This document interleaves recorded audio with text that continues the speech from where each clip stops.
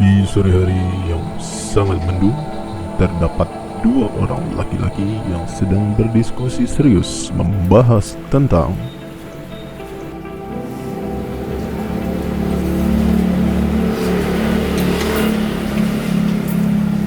Gimana nih Pak Yasin? Buat video dakwah KKN. Kita masih bingung aja kayaknya mikirin konsep dari kemarin-kemarin. Kelompok lain kayaknya udah pada bikin.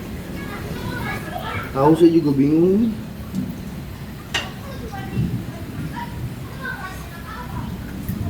Ngomong-ngomong, nikah udah berapa lama nih Pak Yasin? Nikah alhamdulillah udah 2 tahun. Ya doain ya mudah-mudahan diberi momongan secepatnya. Amin. Iya, masih baru nikahnya. Kirain udah lama Pak Yasin. Enggak, baru 2 tahun sih. Oh, 2 tahun. bukannya membahas video KKN, mereka malah membahas pasal pernikahan. Ente kapan nikah? Ah, udah nih Pak. Masih bingung. Doain dah, mudah-mudahan cepet nyusul. Amin. Ya.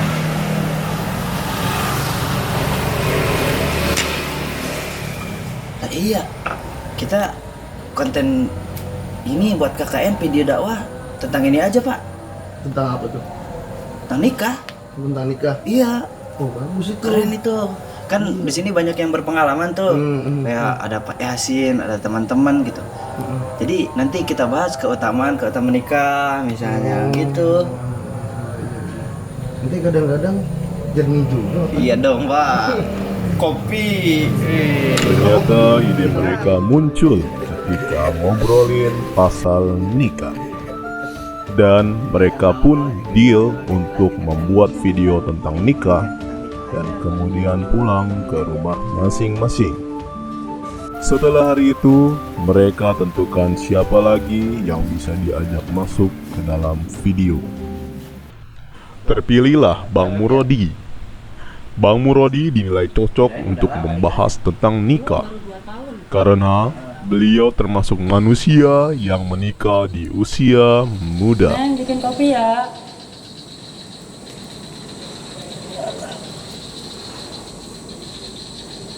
Jangan manis-manis, Neng. Kan Neng udah manis. Di samping itu, kemudian terpilihlah Fikri sebagai pengedit video di dalam tugas video KKN. Sinematik.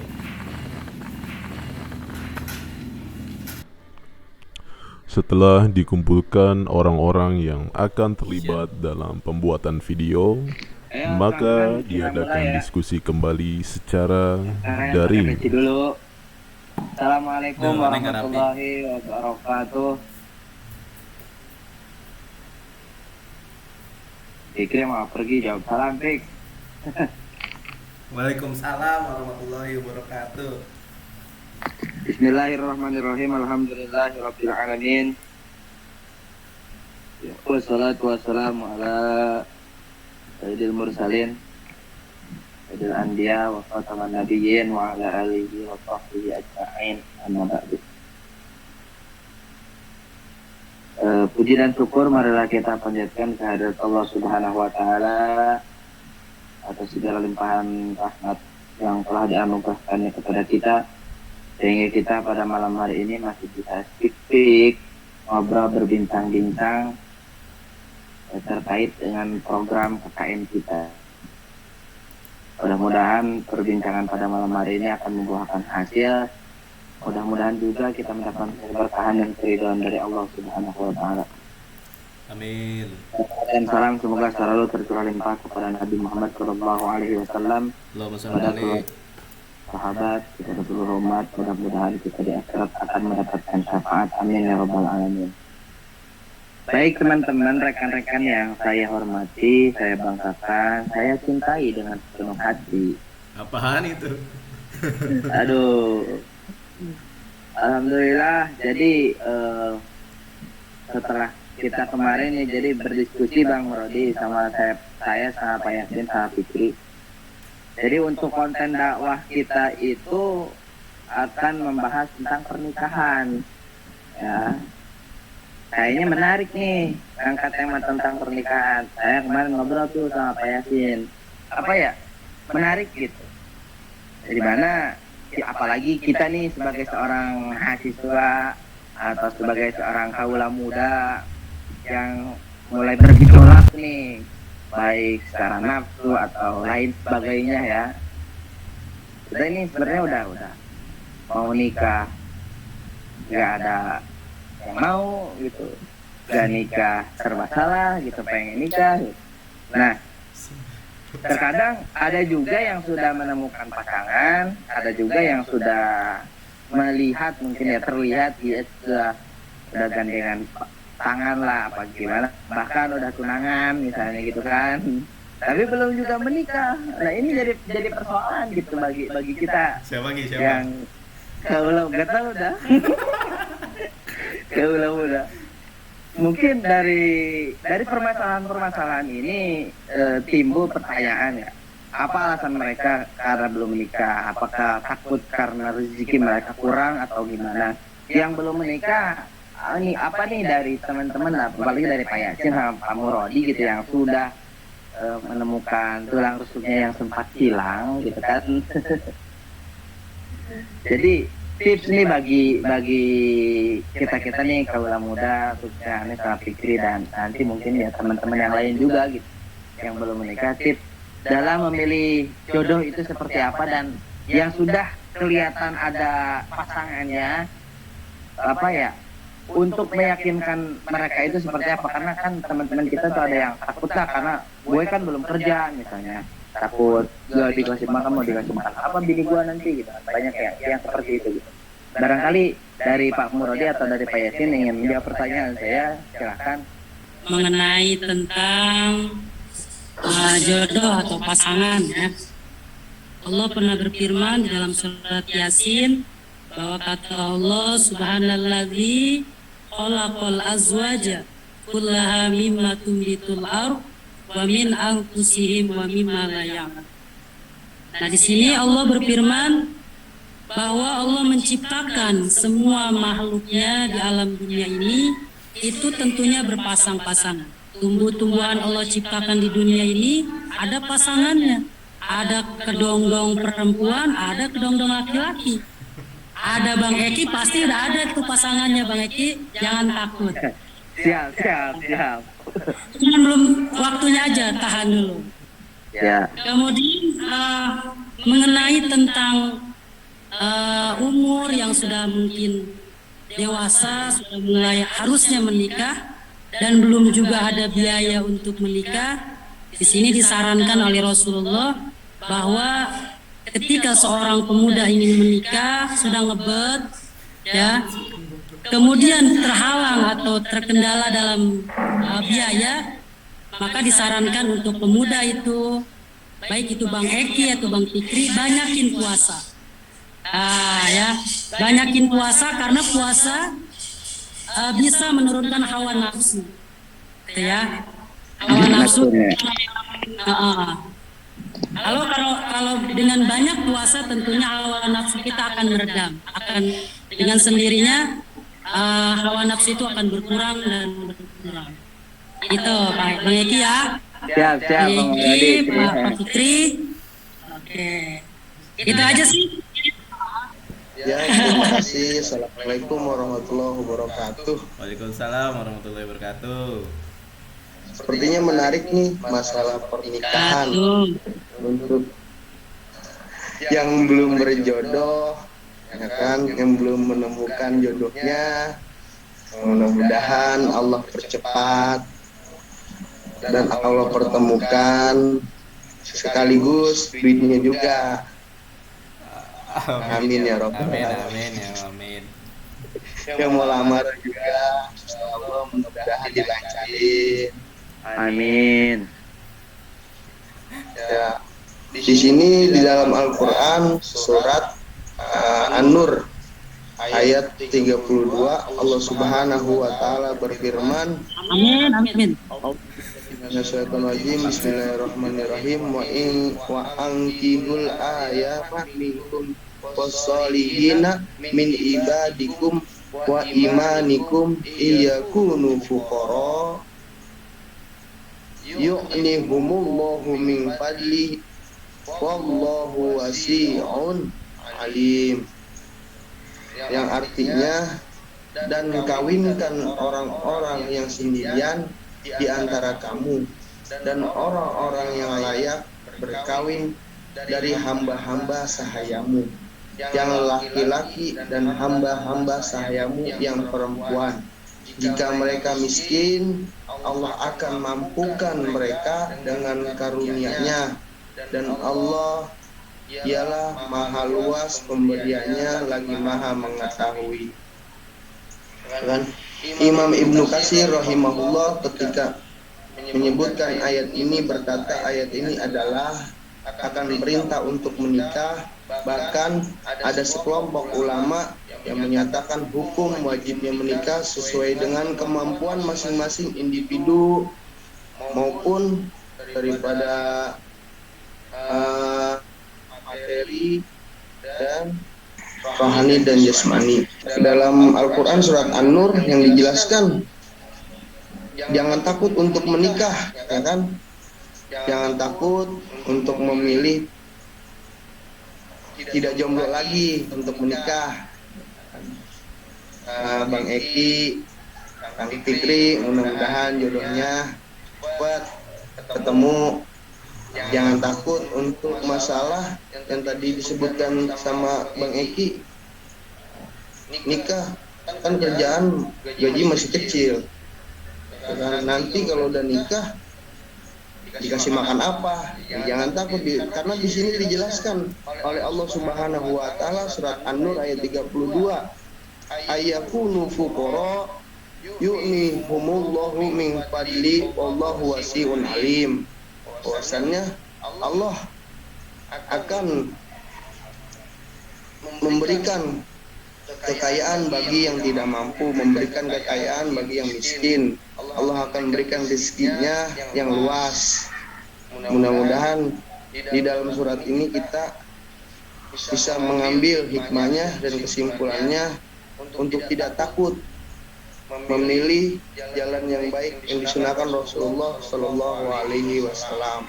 An-nikahu min sunnati kamalam ya'mal fi sunnati alaihi samini wa tazawwaju fa inni makasir bihikum alama wa man kana dha qawli fal yakuhu wa man lam yajid fa alaihi bi syai'ma fa inna sawma lahu wajah. Menikahlah adalah termasuk sunnahku. Barang siapa tidak mengamalkan sunnahku, maka dia bukan termasuk dari golonganku.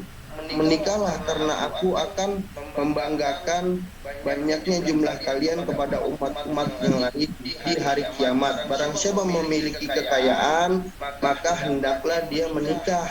Dan barang siapa tidak memiliki, maka dia berusaha untuk berpuasa. Itu karena puasa bisa menjadi bentengnya bagi umat Islam. Ini ada lagi nih pertanyaan nih buat ini. Nah, ini kan dia diperintahkan buat lagi oleh Nabi Shallallahu Alaihi Wasallam apabila kita sudah menemukan jodoh nih, disarankan untuk melakukan sholat istikharah nih.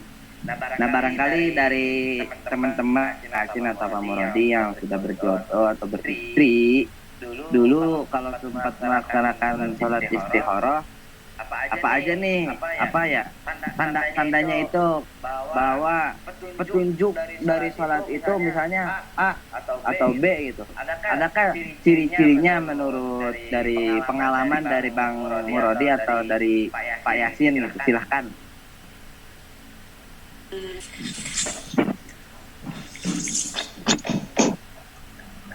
Ya, kayaknya menarik sekali tentang istikharah. Ya. Pengalaman hidup saya sebelum menikah kan tentang istikharah lumayan impak. Jadi untuk ente yang belum berjodoh ataupun memiliki pasangan atau bingung siapa pasangannya sebetulnya ya kan, di mana pasangan itu ketemu di mana, apa di pengajian ataupun di pasar, di jalan atau di mana. Kalau saya mempunyai cerita fakta ini ya kan, sahabat gimana sih sendiri. Jadi sebelum saya menikah ya kan, di situ saya mempunyai sahabat. Di situ ada istri, Pak. Bang Fikri. Di situ ada istri, Pak. Iya makanya jadi kebuka nih, nggak pernah cerita nih. Lanjut udah dari sini ya tahu.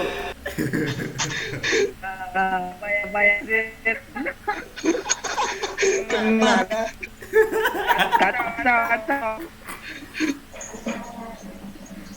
Ada dua wanita, satu calon ta'aruf dan satu teman saya sejak kecil. Ini wanita dua-duanya menurut saya sih baik, kan? Disitulah saya bimbang dan bingung untuk memilih antara kedua wanita, dan saya lakukanlah ritual yang namanya sholat istiqoroh. Saya meminta kepada Allah Subhanahu wa Ta'ala, barang siapa yang menjalankan, yang bingung atau bimbang dalam permasalahan, ya lakukanlah sholat istiqoroh. Lalu saya lakukan sholat istiqoroh selama 1 minggu.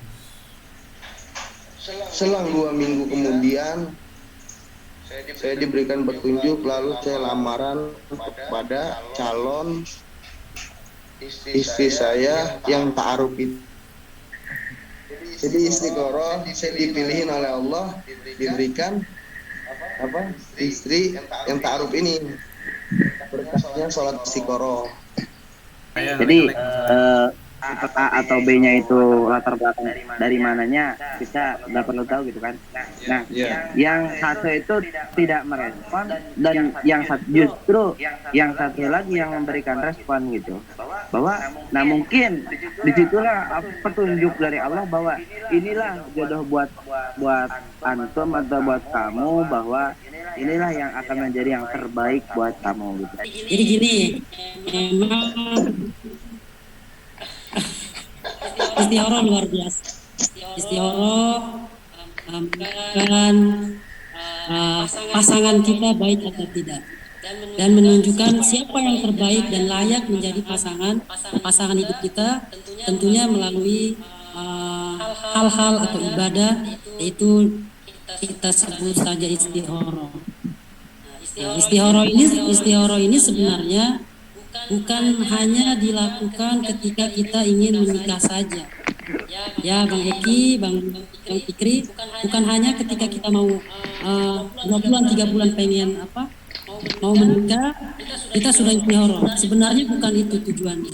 Istiqoroh itu sebenarnya harus dilakukan tiap hari, tiap malam. Karena kan istiqoroh itu bukan hanya tertuju kepada jodoh kita, tetapi tertuju juga kepada kehidupan kita, rezeki kita. Kalau misalkan ada bisnis atau apa, tentunya menentukan pilihan ini ambil atau tidak. Jadi tidak hanya jodoh saja sebenarnya istiqoroh itu. Bang Fikri, jadi istiqoroh itu sebenarnya dilakukan dari sekarang. Tiap malam istiqoroh. Tujuannya bukan hanya saja jodoh kita, tetapi masa depan kita harus seperti apa. Nanti juga diarahkan sama Allah. Gitu. Bang Eki, Bang Fikri. Jadi itu ya.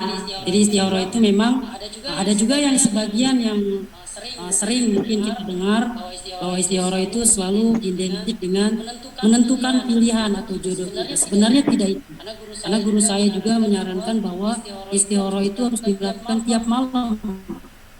Ya, tiap malam, bukan ketika kita mau menentukan jodoh kita, bukan. Tentunya itu untuk kebaikan hidup kita di masa depan kita.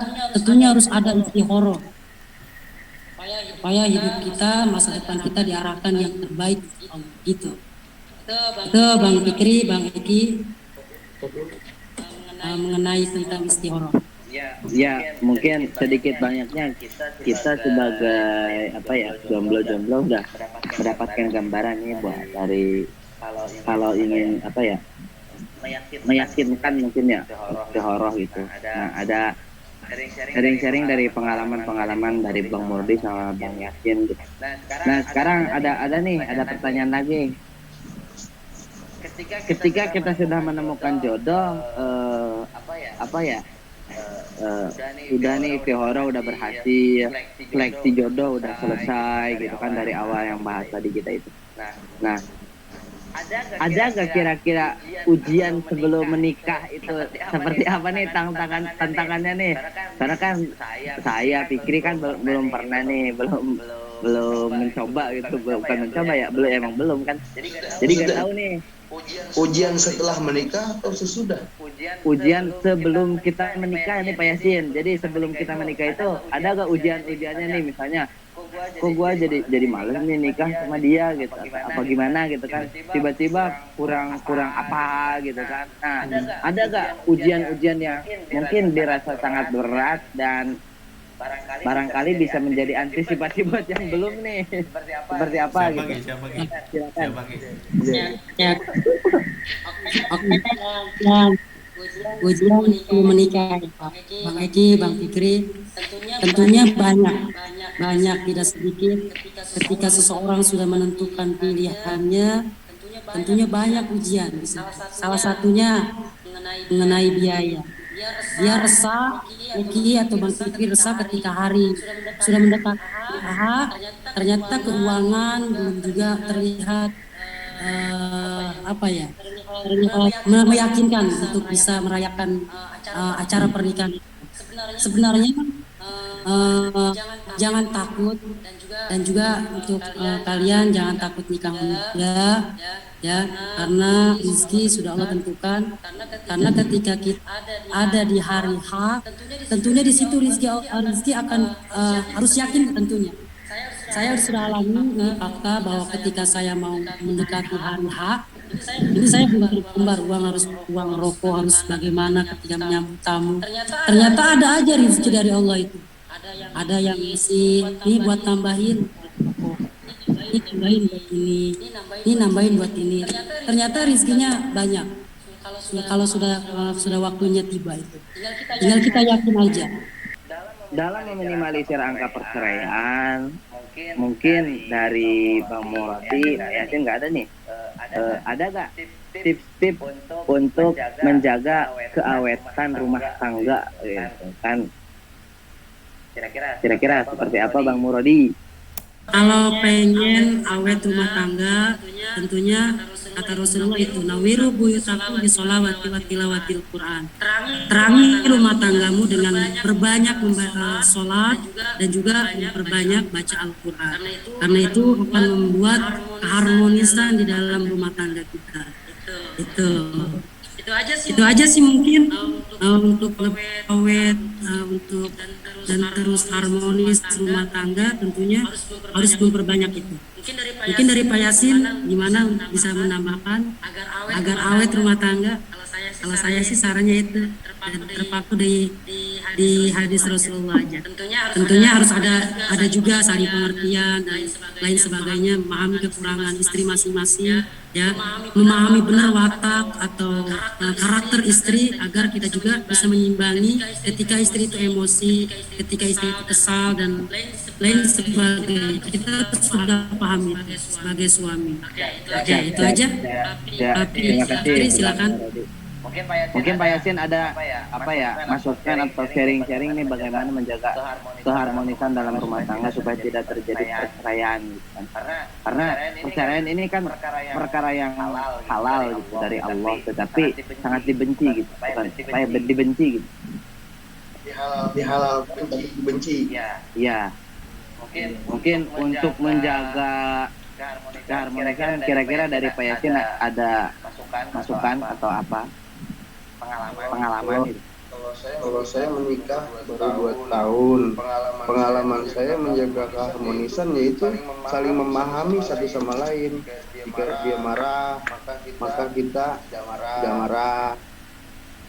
kita marah, udah secepatnya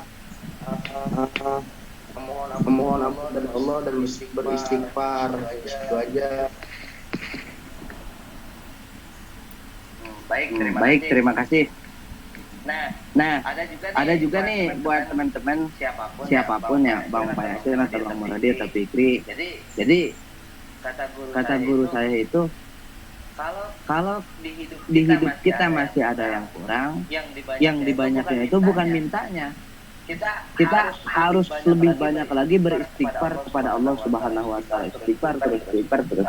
Karena giliran kita meminta banyak tetapi lupa akan kesalahan-kesalahan kita.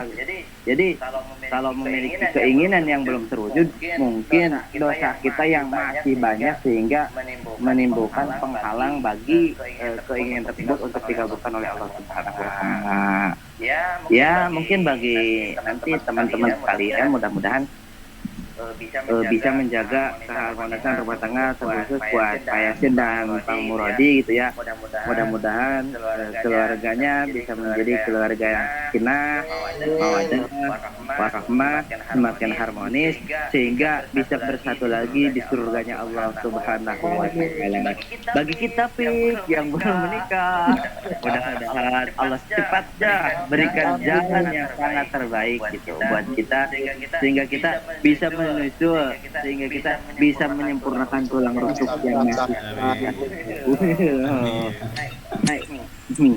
mungkin itu aja dulu teman-teman ya perbincangan buat kita. Nah, ini gimana nih buat materi KKN kita nih buat bincang-bincang nikah kan sudah nih meskipun lewat Zoom karena kan lagi pandemi ini kan biar membatasi mobilitas.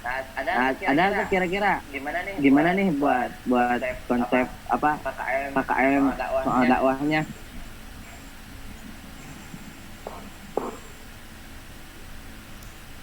Kak.